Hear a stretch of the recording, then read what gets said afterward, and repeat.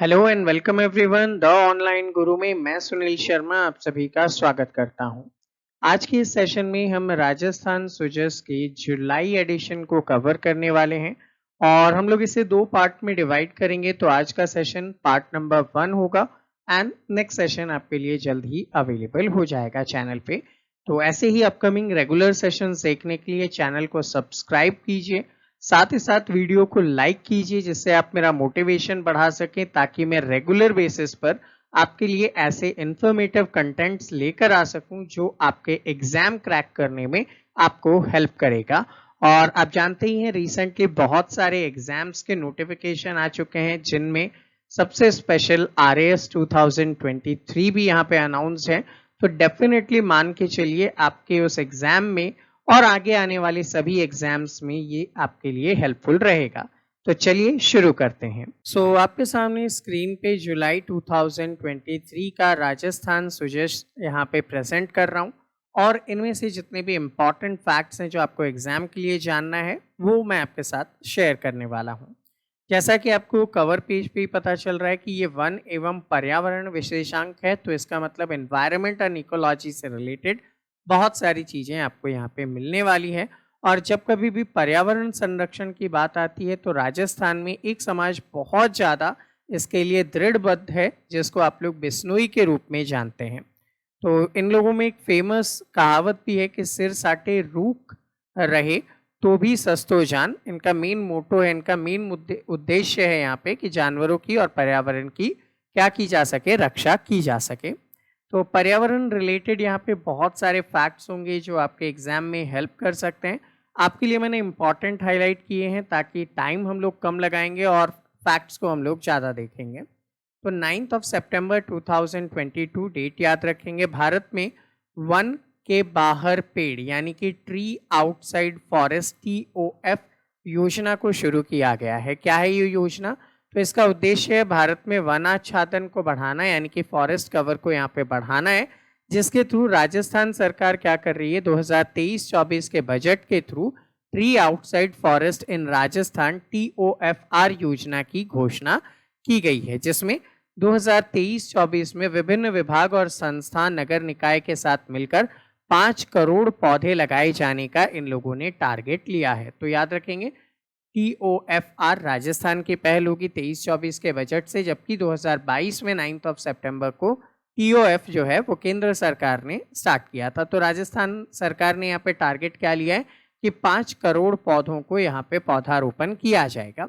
कैसे किया जाएगा, किस रूप में वितरण किया जाएगा, क्या खर्च आने वाला है?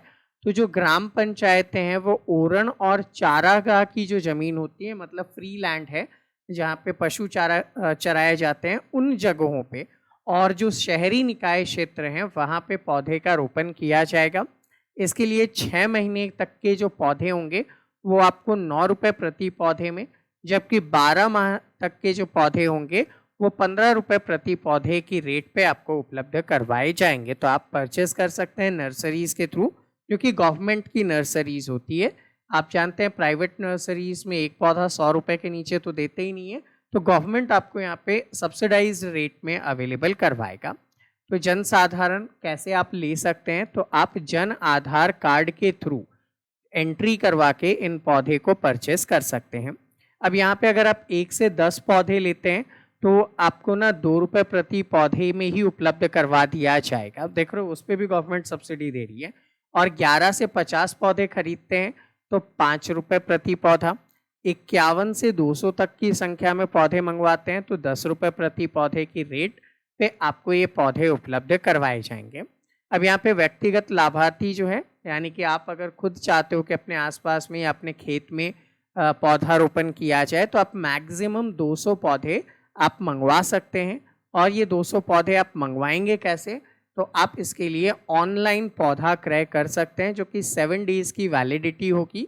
इसके लिए आप SSO ID से अप्लाई करेंगे, पेमेंट करेंगे अपने पास की जो भी नर्सरी है सेलेक्ट करके, और 7 डेज़ के अंदर आप उस नर्सरी में जाकर अपने पौधे को वहाँ से रिसीव करेंगे। तो अच्छी स्कीम है, आप ऑनलाइन SSO ID के थ्रू पौधा जो है वो परचेज कर सकते हैं। इसके बाद पौधारोपण सही से हो रहा है या नहीं, प्रॉपरली हर काम को किया जा रहा है या नहीं, तो उसके लिए योजना का प्रबोधन यानी कि ऑडिट एंड मूल्यांकन जो है वो टाइम टाइम पे किया जाएगा। राजस्थान राज्य स्तर पर वन विभाग द्वारा और जिला स्तर पर जिला स्तरीय टास्क फोर्स गठित किया जाएगा जो इसके लिए समीक्षा करने का काम करेगा। और राज्य स्तर पर मंथली इसकी ऑडिट की जाएगी। अतिरिक्त प्रधान मुख्य वन संरक्षक को यहाँ पे लगाया जाएगा जो राजस्थान के प्रभारी होंगे। और संभाग स्तर पर योजना की समीक्षा भी संभागीय मुख्य वन संरक्षक के द्वारा यहाँ पे की जाएगी। तो संभाग स्तर पे संभागीय मुख्य वन संरक्षण होंगे, राज्य स्तर पर प्रधान मुख्य वन संरक्षक होंगे जो इसकी ऑडिटिंग से रिलेटेड काम करेंगे। नेक्स्ट आता है वन्य जीव संरक्षण से रिलेटेड और फैक्ट। तो देखो, राजस्थान में 2019 में संरक्षित क्षेत्र की स्थापना को विशेष महत्व देते हुए राजस्थान ने एक टाइगर रिजर्व जो कि रामगढ़ विषधारी टाइगर रिजर्व है और इसी के साथ साथ 16 कंजर्वेशन रिजर्व और एक अभ्यारण्य के विस्तार की घोषणा कर दी थी और इसके साथ अब संख्या बढ़ चुकी है। राष्ट्रीय बाघ संरक्षण प्राधिकरण द्वारा धौलपुर करौली टाइगर रिजर्व की स्थापना, रणथंभौर टाइगर रिजर्व के विस्तार, सरिस्का टाइगर रिजर्व का विस्तार और मुकुंदरा हिल टाइगर रिजर्व के विस्तार की सैद्धांतिक स्वीकृति दी जा चुकी है। तो कितने? मुकुंदरा हिल्स में टाइगर रिजर्व नंबर 1, सरिस्का में नंबर 2, रणथंभौर में नंबर 3 और यहाँ पे धौलपुर करौली नंबर 4। तो ये आपके पास 4 राजस्थान में टाइगर रिजर्व हो जाएंगे। राजस्थान सरकार द्वारा कुंभलगढ़ टाइगर रिजर्व प्रस्तावित है। अगर स्वीकृत होता है तो 5वें नंबर का टाइगर रिजर्व आप कुंभलगढ़ टाइगर रिजर्व को याद करेंगे। अब प्रस्तावित होने का मतलब है कि राष्ट्रीय बाघ संरक्षण प्राधिकरण को एक डिटेल्ड रिपोर्ट बनाकर भेजी गई है। उनकी तरफ से जब एक्सेप्ट कर लिया जाएगा तो उनके एक्सेप्टेंस के बाद यहाँ पे क्या हो जाएगा कि आपको अप्रूवल दे दिया जाएगा और उस अकॉर्डिंग आप फिर क्या कर पाएंगे, उस पर फंक्शंस कर पाएंगे। अब इससे रिलेटेड अगर और इन्फॉर्मेशन को देखा जाए तो वन्य जीव की संख्या में वृद्धि के लिए चंबल नदी के किनारे धौलपुर से लेकर झालावाड़ तक ये जो बाघ हैं ये विचरण करते हैं। तो इनसे रिलेटेड एक प्रोजेक्ट यहाँ पे चलाया जाएगा ताकि इनको प्रिजर्व एंड प्रोटेक्ट किया जा सके।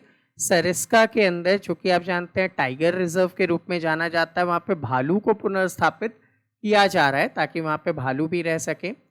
बीड़ झुंझुनू में काले हिरन को प्रतिस्थापित या पुनर्स्थापित किया जा रहा है। और इसी के साथ साथ 2000 के बाद पहली बार कैवला देवी राष्ट्रीय उद्यान जो कि बर्ड सेंचुरी के रूप में जाना जाता है और राजस्थान का इकलौता यूनेस्को का नेचुरल साइट के रूप में भी जाना जाता है, वहाँ पे काले हिरन छोड़े गए हैं। ये हमारे लिए इम्पॉर्टेंट हो जाएगा। फिर जो कैवला देवी राष्ट्रीय उद्यान है, यहाँ पे जल की व्यवस्था होनी चाहिए। क्यों? क्योंकि कैवला देवी राष्ट्रीय उद्यान या घाना पक्षी विहार जो है इसे हम लोग ना रामसर साइट के रूप में जानते हैं और रामसर साइट एक एग्रीमेंट हुआ था ईरान में ताकि वेटलैंड को प्रोटेक्ट किया जा सके, तो वहाँ पे वेटलैंड बनाए रख सके, वहाँ पे जानवरों को जल की उपलब्धता हो सके, उसके लिए अजान बांध से पाइपलाइन के थ्रू इसको जल की उपलब्धता करवाई जा रही है। तो याद रखेंगे कैवला देव राष्ट्रीय उद्यान में अजान बांध के थ्रू यहाँ पे जल की उपलब्धता जो है वो पूरी करवाई जा रही है। सरिस्का जो कि टाइगर रिजर्व है, वहाँ पे 23 किलोमीटर का एक एलिवेटेड रोड बनाने की घोषणा की गई है जिससे अलवर जयपुर का जो ट्रांसपोर्टेशन है वो इजी हो जाएगा। सरिस्का में व्यवधान भी नहीं होगा और जानवर जो हैं वो आराम से वहाँ पे रह सकेंगे। तो सरिस्का में पांडुपोल और रणथंभौर में गणेश मंदिर आने जाने वाले जो दर्शनार्थी हैं उन्हें प्रॉब्लम ना हो, उसके लिए एक कॉरिडोर बनाए जाने का प्रयास किया जा रहा है, जिस कॉरिडोर के थ्रू क्या हो जाएगा कि आसानी से आप ट्रैवल कर पाएंगे और जंगली जानवर भी अपने आवास से विस्थापित नहीं होंगे। इसी के साथ जयसंबंध में वन्य जीव सफारी अभेड़ा बायोलॉजिकल पार्क कहाँ? कोटा में। और उदयपुर में पक्षी उद्यान उदयपुर, आमागढ़ जयपुर के अंदर लेपर्ड सफारी को शुरू किया गया है। बेसिकली इन प्लेसेस और किस जगह पे आते हैं वो याद रखना आपके लिए इम्पॉर्टेंट हो जाएगा। इसी के साथ गोडवाड़ देसूरी जो कि पाली में पड़ता है, वहाँ पे लेपर्ड कंजर्वेशन की स्थापना की घोषणा की गई है।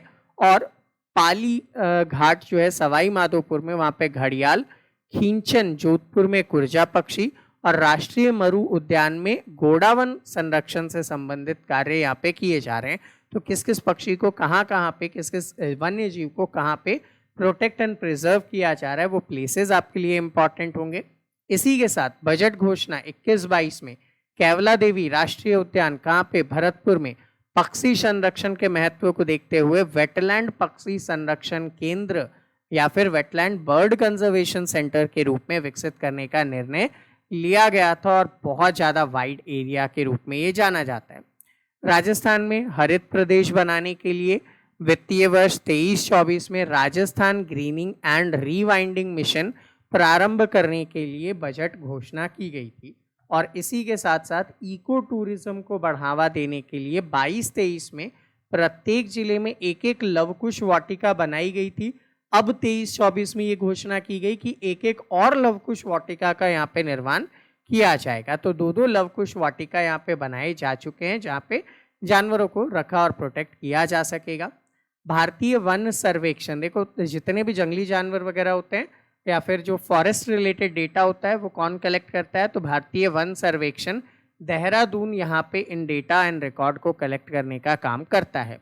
धौलपुर और करौली को नया टाइगर रिजर्व बनाया जाना प्रस्तावित है, तो ये भी आपके लिए हो जाएगा।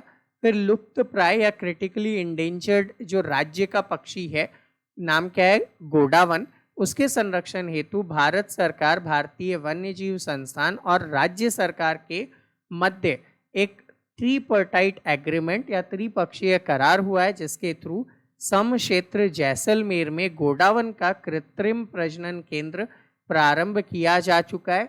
एंड पहले के एग्जाम में बहुत पूछा गया है, तो कृत्रिम प्रजनन केंद्र गोडावन का कहाँ पे है, सम क्षेत्र जैसलमेर, ये आप लोगों ने अभी तक याद कर भी लिया होगा।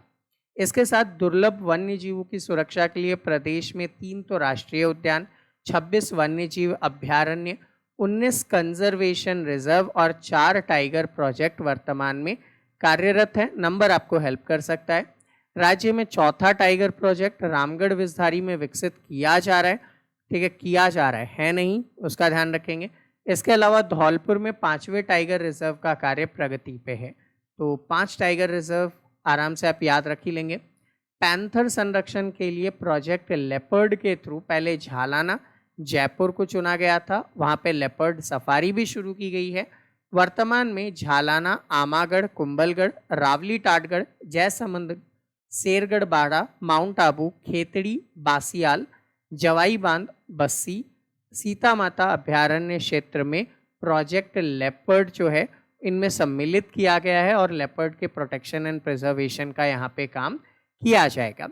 इसी के साथ राज्य में वन नीति 2023 जो है वो लाई गई है, जिसके थ्रू टारगेट क्या लिया है, 20% तक का हम कुल भौगोलिक क्षेत्र का जो वनस्पति आवरण है उसे बढ़ाएंगे। तो 20% से कुल भौगोलिक क्षेत्र के यहाँ पे हम लोग क्या करेंगे, वन क्षेत्र को बढ़ाने का हमने एक टारगेट ले लिया है। नेक्स्ट, राज्य सरकार ने ये जो राजस्थान वन नीति 2023 जारी की है, इसके पहले वन नीति 2010 की थी। आरएएस के एग्जाम में आपने देखा बहुत सारे नीतियों के बारे में और उनका ईयर आपको मैच करने को दिया था, तो हेल्प कर देगा। राज्य सरकार ने पारिस्थितिकी संरक्षण और स्थानीय समुदाय के विकास को केंद्र में रखकर इको टूरिज्म पॉलिसी 2021 को भी लागू किया है। इको टूरिज्म क्या होता है, जहाँ पे आप पर्यावरण के साथ साथ जो टूरिस्ट है उनको रहने के लिए जो सुविधाएं हैं वो उपलब्ध करवाएंगे। अब यहाँ पे बात की जा रही है गुलाब बाग की, जो कहाँ पे है, उदयपुर में है। यहाँ पे राजस्थान का पहला बर्ड पार्क, ठीक है, संचालित किया जा रहा है और उसमें ग्रीन मुनीर ब्रीडिंग सेंटर को स्टार्ट किया गया है। जैसे गोडावन ब्रीडिंग सेंटर था, वैसे ही ग्रीन मुनीर ब्रीडिंग सेंटर को गुलाब बाग उदयपुर में स्टार्ट किया गया है। भूलिएगा मत, लेटेस्ट है, आपके जरूर हेल्प में आएगा। अपनी विमोहित झीलों के लिए प्रसिद्ध है, ठीक है। यहाँ पे 12 मई 2022 को पहले बर्ड पार्क को लोकार्पित किया गया था, ठीक है। तो डेट आपको एडिशनली यहाँ पे बताई गई है। इसके बाद और आगे बढ़ेंगे और फिर आता है कोटा में जो रिवर फ्रंट बनाया गया है, चंबल नदी पर कोटा में बनाया गया हेरिटेज रिवर फ्रंट विश्व भर में फेमस रहने वाला है। क्यों रहने वाला है कि देश दुनिया के पर्यटकों को आकर्षित करने के लिए लगभग 6 किलोमीटर के भ्रमण में अलग अलग देशों की जो प्रसिद्ध इमारतें हैं, वहाँ का खान पान कल्चर, वो सब यहाँ पे रखा गया है। तो इसके थ्रू 26 अलग अलग घाट अलग अलग थीम पर बनाए गए हैं और उन थीम पे आपको क्या देखने को मिलेगा, उन थीम पे अलग अलग कंट्रीज के कल्चर्स को डिपिक्ट किया जाएगा। तो कोटा बैराज के डाउन स्ट्रीम पर चंबल नदी के किनारे रिवर फ्रंट बनाया गया है, जो कि भारत के पहले हेरिटेज रिवर फ्रंट के रूप में जाना जाएगा। 1200 करोड़ की लागत, 6 किलोमीटर की लंबाई में यहाँ पे इसे बनाया गया और ये देश का सबसे बड़ी नंदी की मूर्ति भी यहाँ पे स्थापित की गई है, जो वियतनाम से मंगाए गए मार्बल से बनाया गया, जो कि विश्व की सबसे बड़ी चंबल माता की मूर्ति भी आपको यहाँ पे देखने को मिलेंगे। विष्णु के 10 अवतारों के दर्शन भी आपको यहाँ पे इन अलग अलग थीम्स में देखने को मिलेंगे। अब जैसे आप यहाँ पे देख पा रहे हैं, नेहरू जी का एक सर का जो पोर्ट्रेट इमेज है वो बनाया गया और इसी के सामने मूर्ति भी जो है वो बनाई गई है। तो ये कुछ प्लेसेस यहाँ पे प्रोमिनेंट रहने वाले हैं। 20 मीटर के पेडेस्टल पर 42 मीटर ऊंची चंबल माता की मूर्ति जस्ट इनके सामने की तरफ बनाई गई है। ये भारत में संगमरमर की सबसे ऊंची मूर्ति है, ये याद रख लीजिएगा, क्वेश्चन बन सकता है। साथ में अगर बात करें विश्व के प्रमुख भवन को यहाँ पे जब दिखाए जा रहे हैं तो 9 प्रमुख भवन होंगे, जिनमें से वेस्टमिंस्टर एबे इंग्लैंड की तर्ज पे, ईरान की आगाह बोजोर्ग मॉस्क मस्जिद जो है वो, फिर दक्षिण भारतीय शैली के मंदिर प्रवेश का गोपुरम, फिर इटली का ट्रेवी फाउंटेन, दिल्ली का लाल किला, चीन का पैगोडा फॉगोंग टेम्पल, फ्रांस का म्यूजियम, यूएस कैपिटल वॉशिंगटन और थाई टेम्पल की प्रतिकृतियां यहाँ पे बनाई गई है। और जब इन चीज़ों को बनाया गया है ना, तो इनके किनारे उन्हीं का फूड कुजीन्स वगैरह उपलब्ध करवाया जाएगा। तो याद रखेंगे, चंबल रिवर फ्रंट देश का पहला हेरिटेज रिवर फ्रंट है जहाँ पे इतनी शैली, अलग अलग घाट अलग अलग थीम पर बनाए गए। भारत में संगमरमर की सबसे ऊंची मूर्ति चंबल माता की मूर्ति यहीं पे लगाई गई। भारत का पहला LED garden Chambal river front पर बनाया गया। सबसे बड़ी नंदी की प्रतिमा रिवर फ्रंट पे यहीं पे स्थापित की गई है। तो ये कुछ इंपॉर्टेंट चीजें जो चंबल रिवर फ्रंट से रिलेटेड हो गई। फिर अगर हम लोग बात करें सरिस्का से रिलेटेड, तो देखो अलवर जिले के अंदर आता है, राजस्थान का सिंह द्वार हम कहते हैं अलवर को, वहाँ पे सरिस्का टाइगर रिजर्व है और अब यहाँ पे बाघों की संख्या 30 हो गई है। हालांकि आपसे बाघों का पॉपुलेशन कोई नहीं पूछने वाला, तो नंबर्स को आप लोग चाहें तो अवॉइड कर सकते हैं।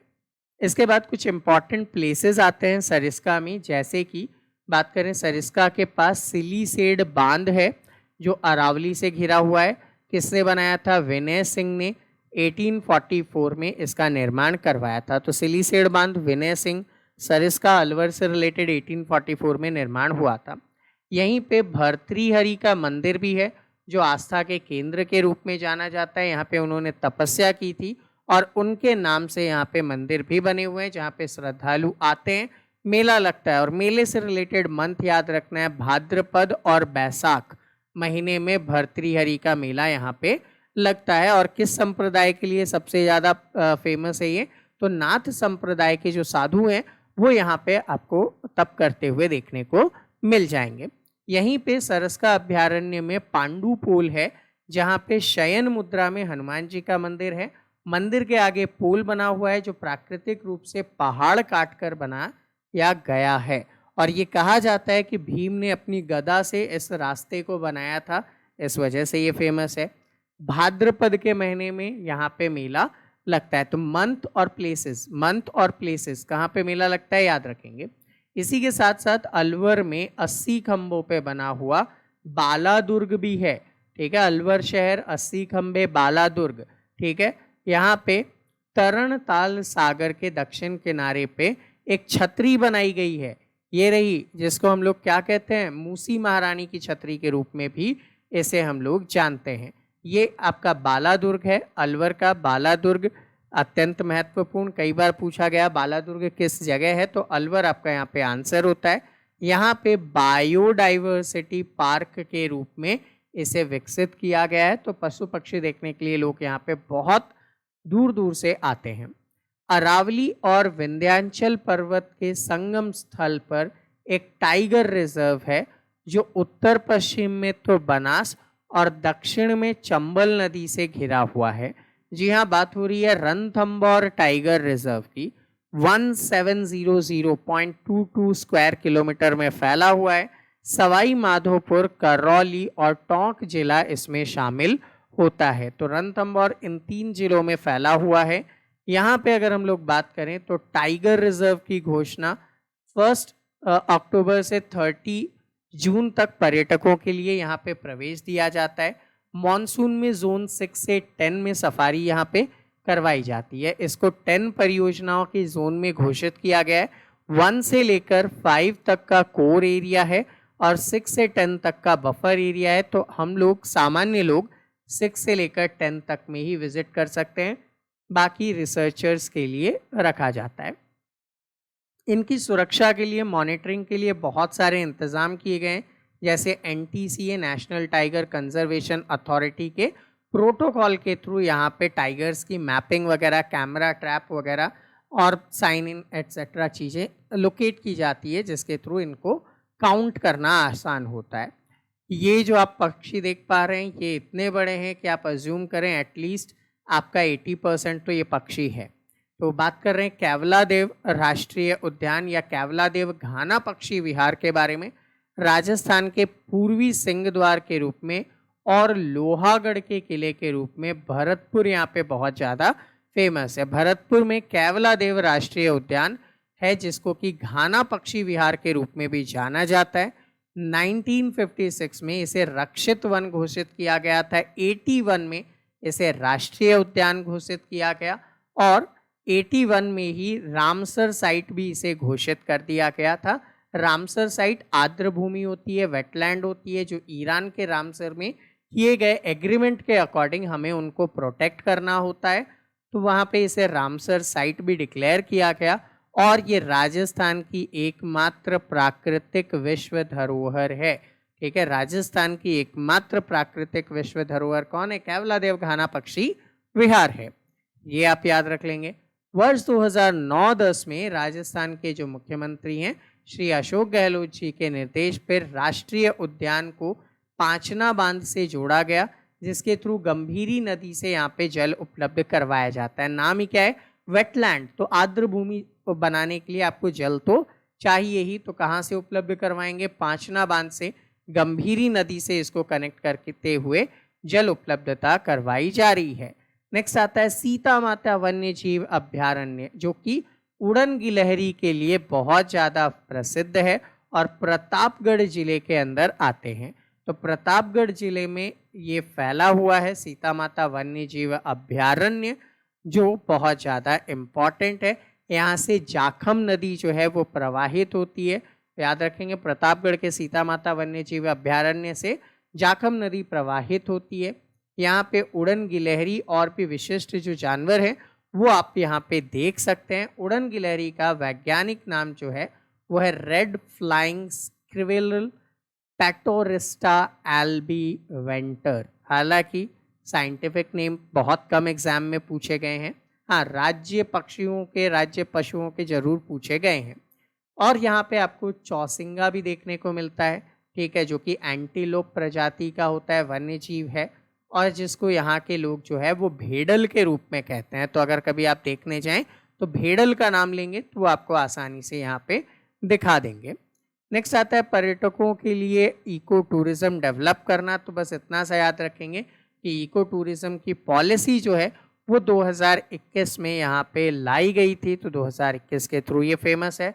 राजस्थान पारिस्थितिकी पर्यटन नीति 2021 लाया गया था, जो कि वन विभाग, राजस्थान सरकार, राजस्थान वन विकास निगम, इनके तरफ से इसको लागू करने का काम किया जाता है ताकि वन संरक्षण भी हो जाए और आराम से यहाँ पे गवर्नमेंट अपना काम कर सके। अब कुछ कुछ पक्षी आप यहाँ पे देख सकते हैं, लाइक एग्जाम्पल में कटफोड़वा, किंगफिशर, भूरा खहर यहाँ पे आपको देखने को मिल रहा है।